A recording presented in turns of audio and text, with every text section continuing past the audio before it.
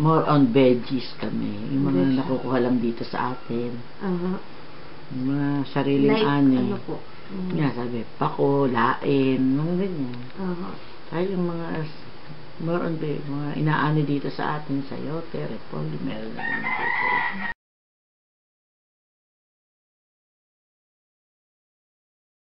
Yung mga legumes. Gada marami sa na uric acid. Bawal na po sa matatanda. Munggo. Kaya kayo. Pag po sa bagay mo.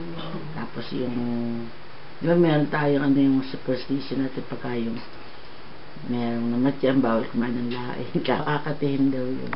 Bawal po kumain ng laing kapag... Laing sa mga gumagapang. Mga vines po. Kaya, talbos ng kamote, mga Kapag po may namatay. nila magluto pagka yung wala pang 1 month, di nasunod kahit hindi ka Kahit Kahit pag hindi- nakalibing na. kahit hindi kasi nung naniniwala kasi matatanda ayaw napapaluto Hanggang ngayon po, pinapractice niyo po yun.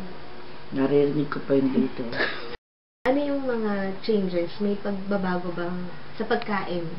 Pagkain, Oo, sobra.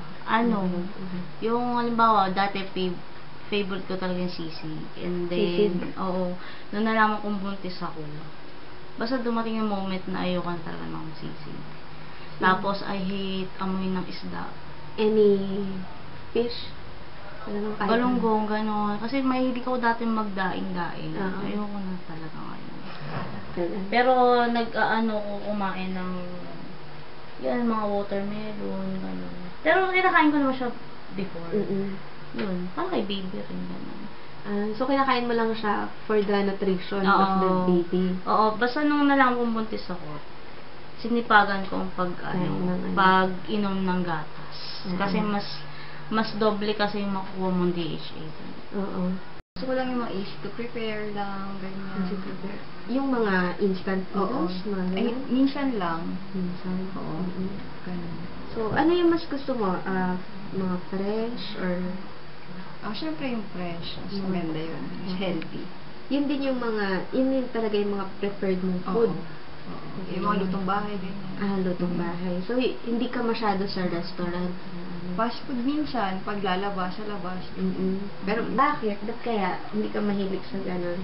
Kasi nasanay dito sa bahay. Like kasi na nagluto yung father ko. So, ano ka ba? Kasi kita ko naman sa'yo, still ka naman, hindi ka na mataba. So, health conscious ka ba ever since? Hindi na masyado. Ibig sabihin, hindi ka, kumakain ka ng gusto mo, pero hindi ka tumataba, mga ganun.